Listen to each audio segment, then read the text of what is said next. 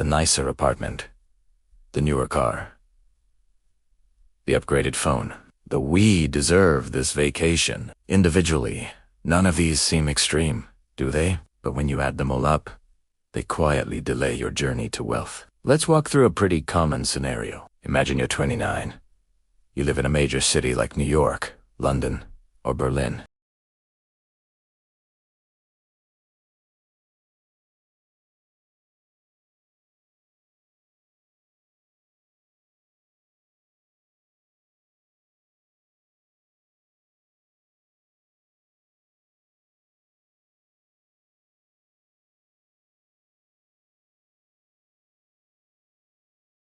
It wasn't perfect, maybe a little small or a bit dated, but it worked just fine. Now, with more money coming in, you decide to move into a better place. It's closer to downtown. It's in a newer building.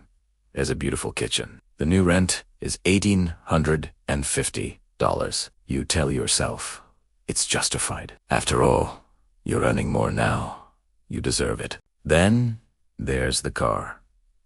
Your old one was paid off. It was reliable, but let's be honest, a little boring. So now you lease something newer, something with a bit more style. The payment is $520 a month, adding insurance and fuel, and you're looking at around $800 total just for transportation.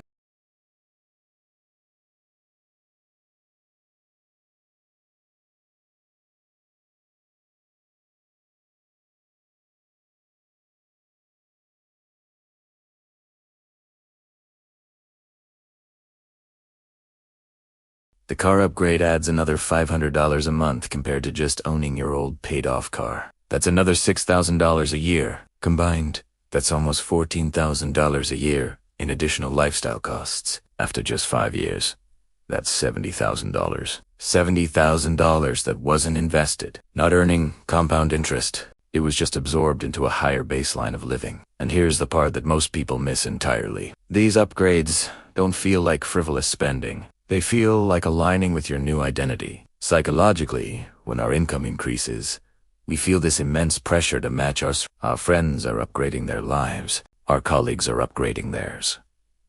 Social media constantly bombards us with images of higher standards of living, normalizing what was once a luxury. You don't want to look like you're falling behind or standing still. So, your lifestyle, quietly, almost secretly, raises to meet your new salary. This is what we call lifestyle inflation, but it rarely feels inflated. It feels earned. It feels deserved. The problem isn't that these upgrades are inherently bad or evil. The problem is that they become permanent fixtures in your budget. Once your cost of living resets to a higher level, it almost never goes back down. Your salary is no longer a tool for building wealth. It becomes fuel for maintaining your status.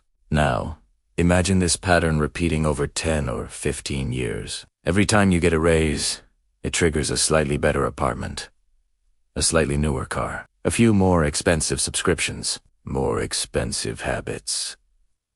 Your income might even double over that time, but your financial flexibility, it barely budges.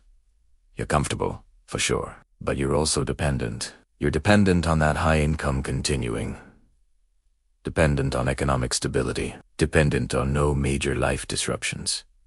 That's not poverty, not by a long shot, but it isn't freedom either. Financially intelligent people don't avoid upgrades forever. They're not monks living in a cave. They simply delay the permanent ones. When their income goes up, they ask a very different question. Instead of asking, what can I improve in my life right now? They ask, what does this new expense commit me to for the long term? They see a raise as an opportunity to build their assets first, not to expand their expenses immediately. Sometimes, this means they keep the old apartment for a little while longer. They drive that reliable, slightly boring car for another year or two. They intentionally let their lifestyle lag behind their income. And it's not because they lack ambition. It's because they value something more.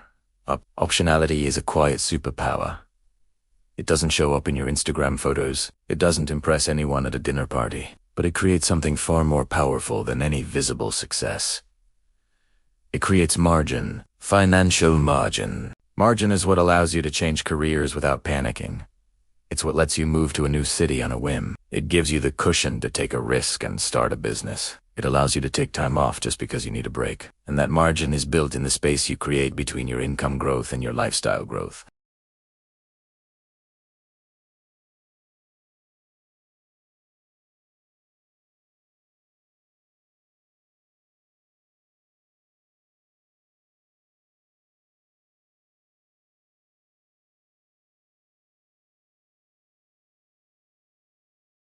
The most successful looking decision isn't always the most financially intelligent one. Sometimes the quiet decision, the one that nobody else even notices. If this perspective helped you think about your own financial upgrades a little differently,